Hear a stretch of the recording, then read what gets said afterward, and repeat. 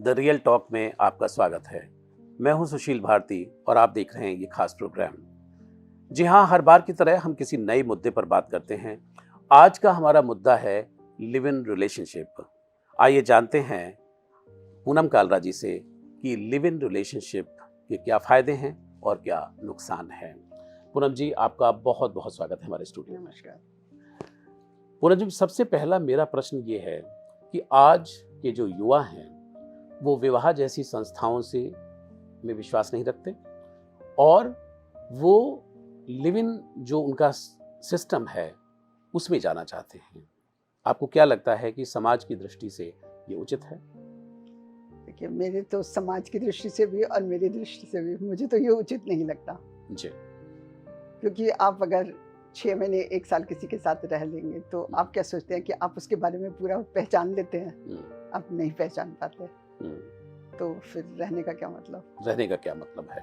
जी, लेकिन पूनम जी, बीते वर्षों में जो स्थितियां बनी हैं उसमें ये देखा गया है कि सालों साल उन बच्चों ने, जिनकी बात हम कर रहे हैं, यंगस्टर्स की जो बात कर रहे हैं, अपने माता पिता को लड़ते हुए देखा है, उनमें घर के अंदर कलेश देखा है, अपने अगर घर में नहीं देखा है तो अपने रिलेटिव्स के बीच में कुछ इस तरह के इश्यूज देखे हैं, जिसका कारण है कि वो शादी की संस्था में नहीं जाना चाहते।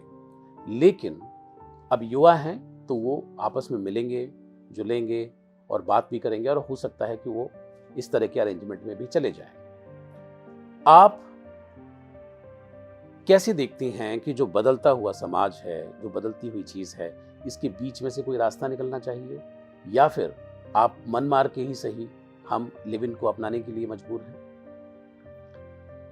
मुझे तो ये मैं आपको दोबारा फिर भी ये कहूँगी कि मुझे तो ये सही नहीं लगता। जी। ये बात ज़रूर है कि जब बच्चों के पेरेंट्स आपस में लड़ते हैं और बच्चे वो सामने देखते हैं, बच्चे वो सारी ज़िंदगी कभी नहीं भूलते और कोई भी बच्चा होगा वो नहीं भूलेगा।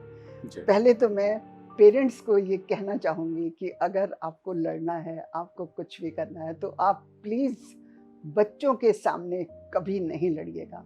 बच्चों के सामने बच्चों के दिमाग पे बहुत बुरा असर करता है और कई बार तो बच्चों के दिमाग में भी आ जाता है कि अगर शादी यही है तो हम शादी ही नहीं करेंगे, और बड़े होके उनको ये लगता भी है कि हम शादी नहीं करेंगे।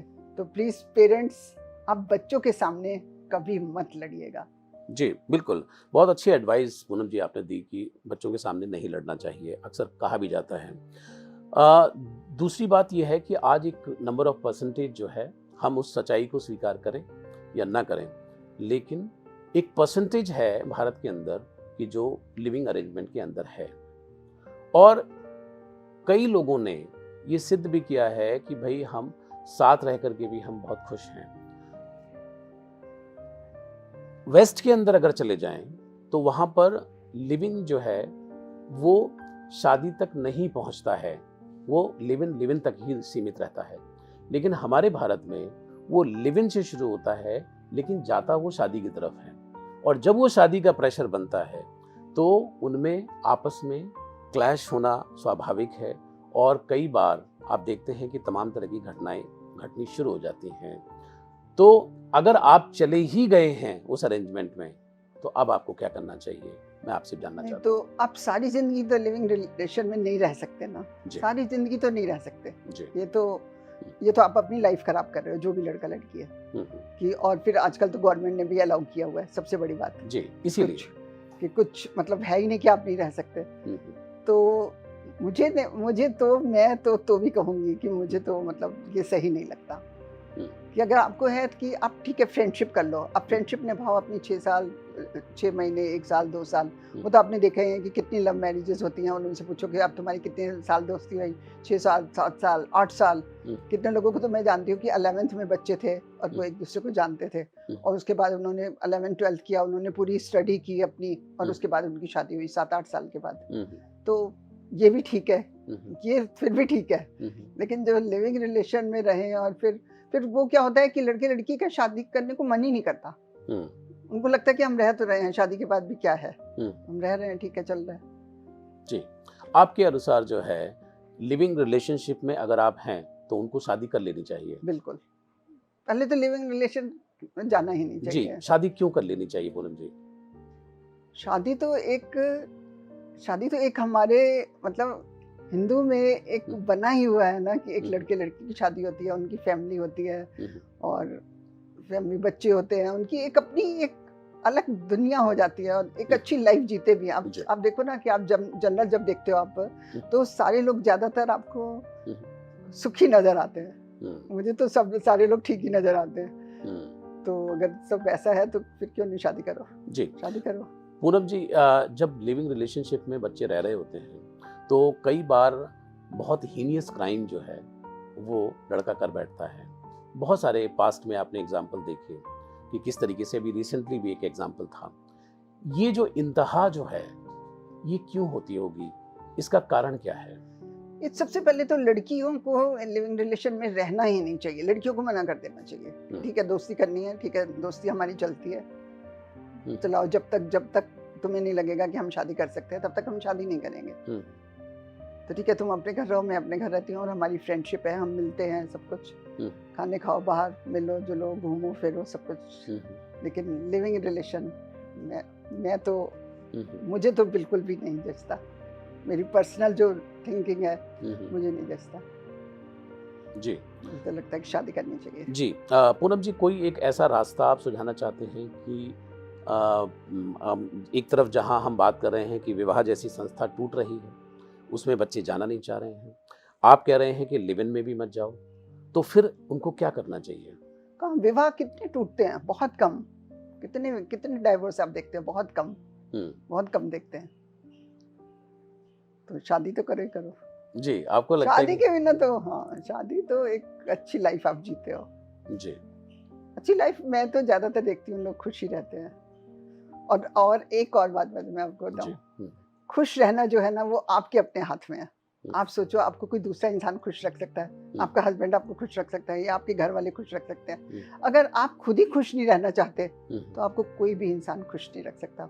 और अगर आप खुद खुश रहना चाहते हो तो आप किसी के हाथ में ऐसा अपना रिमोट कंट्रोल ना दो कि अगर वो कहे तो आप खुश हो, वो कहे कि तू खुश नहीं हो तो तू खुश नहीं हो। जी, आपके हाथ में इतना होना चाहिए कि मैं चाहती हूँ मैं खुश हूँ तो मैं खुश हूँ, मेरी खुशी मेरे हाथ में है। जी, एज ए काउंसलर मैं आपसे एक सवाल पूछना चाहता हूँ, क्योंकि आप काउंसलिंग भी करती हैं, कि अगर किसी भी पेरेंट का बच्चा अगर वो लिव इन में जाने के लिए तैयार बैठा हुआ है, लड़की हो लड़का हो, तो पेरेंट्स के पास क्या है ऐसा समझाने के लिए, बताने के लिए कि उस अरेंजमेंट में वो बच्चा ना जाए? वो बच्चा, देखो, लड़के को तो समझाना बहुत मुश्किल है। लड़के के माँ बाप, मेरे ख्याल से शायद लड़के को समझाना ज्यादा मुश्किल होता है जी। लड़की को समझाना इजी होता है कि देख तेरी लाइफ है तो अपना शादी कर, आराम से अच्छे से रह, अच्छा लड़का ढूंढते हैं और तूने ढूंढा हुआ है तो उससे कर देते हैं कुछ। तो आप लड़की को समझा सकते हो और लड़की मेरे ख्याल से समझ भी सकती है। जी, क्या कहना चाहिए उससे? उनको यही कहना चाहिए कि लिविंग रिलेशन में मान लो तुम 2 साल रहते हो और उसके बाद तुमको ये लगता है कि ये लड़का शादी लायक नहीं है, मैं इसके साथ शादी नहीं करूंगी, तो तुम्हारे तो 2 साल लाइफ के खराब हो गए ना। तो तुम उससे पहले ही क्यों ना ऐसा लड़का देखो कि जो तुम्हें लगे कि तुम्हारे शादी के लायक है और तुम इसके साथ खुश रहोगी। और अगर आप सोचो कि लिविंग रिलेशन में 2 साल में आपको पता लग जाएगा कि लड़का कैसा है, आपको 2 साल में भी नहीं पता लगेगा। कई बार तो हस्बैंड वाइफ इकट्ठे रहते हैं, हमें 7-8 साल तक भी एक दूसरे के बारे में हम पूरी तरह जान नहीं पाते। तो लिविंग रिलेशन में आप कैसे जान सकते हो? जी, ये बहुत बड़ी बात कही है आपने कि लोग अपनी जिंदगी भी निकाल देते हैं कई बार और उसके बावजूद भी इंसान आप हस्बैंड वाइफ ही एक दूसरे को नहीं जान पाते जी। और मैंने ऐसे लोग देखे हैं, बहुत क्लोजली मैंने ऐसे लोग देखे हैं जो एक दूसरे को नहीं जान पाते। जी, बिल्कुल।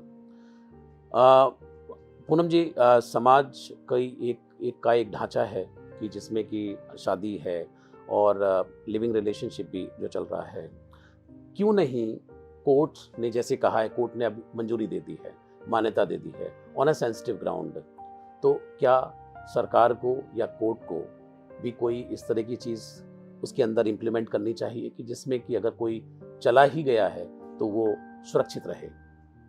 नहीं, वो गवर्नमेंट कैसे कर सकती है? किस किस को रोक सकती है, किस किस को कहाँ पे क्या क्या कर सकती है? नहीं कर सकती ना। और हमारे इंडिया में तो जो वेस्टर्न कल्चर पहले वहाँ पर आता है और फिर यहाँ पर आ जाता है। आप खाने देख लो और कोई भी चीज़ देख लो, आप कपड़े देख लो, खाने देख लो, कुछ देख लो, पहले वहाँ का कल्चर होता है और फिर हमारे इंडिया में आ जाता है। तो लिविंग रिलेशन भी अगर इंडिया में आ गया तो कोई बड़ी बात नहीं जी, क्योंकि वो सारे कल्चर यहाँ पर आ रहे हैं धीरे धीरे। बिल्कुल। पूनम जी, इस विषय पर बातचीत करके आपसे बहुत अच्छा लगा और मैं उम्मीद करता हूँ कि जो हमारे यंगस्टर्स हैं वो लिविंग या जो अरेंजमेंट है उसमें जाने से थोड़ा सा कतराएंगे, थोड़ा सा डरेंगे, क्योंकि अगर वो तरीके से अपने माता पिता की मर्जी से और स्वयं की इच्छा से अगर वो शादी के संबंध में जाते हैं तो आपके अनुसार वो एक बहुत अच्छी तरीके से अपने जीवन को आगे चला सकते हैं। वो अपनी इच्छा से शादी करें ना, जो उनको पसंद है, जो लड़का लड़की को पसंद है, लड़के को जो लड़की पसंद है। इतने तो आजकल माँ बाप फ्री हैं ही हैं कि वो मना नहीं करते। जी, तो वो शादी वहाँ पे करें, उसमें कोई खराबी नहीं है। लव मैरिज में कोई खराबी नहीं है। आजकल 10 में से 9 शादियाँ लव मैरिज होती हैं जी, और जिनकी अरेंज मैरिज होती है उनको लड़के लड़कियाँ ही नहीं मिलते। मैंने देखे हैं अभी, बिल्कुल बचते ही नहीं है लड़के लड़कियाँ। बिल्कुल। बहुत बहुत शुक्रिया पूनम जी, आपका बहुत बहुत धन्यवाद। तो दर्शकों, ये थे पूनम कालरा जी जो कि आज बता रहे थे कि किस तरीके से लिविंग रिलेशनशिप के अंतर आपको नहीं जाना चाहिए जब तक कि कोई बहुत बड़ा कोई कमिटमेंट ना हो। आज भी पूनम जी का कहना यह है कि शादी एक ऐसा संबंध है कि जिसमें आपको जाना चाहिए और अपने जीवन को सुरक्षित करना चाहिए।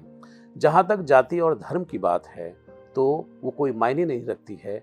आपके दिल में अगर प्रेम है तो प्रेम विवाह आप कर सकते हैं, लेकिन एक सिस्टम में जो कि हमारी भारतीय संस्कृति का हिस्सा है और वो है विवाह।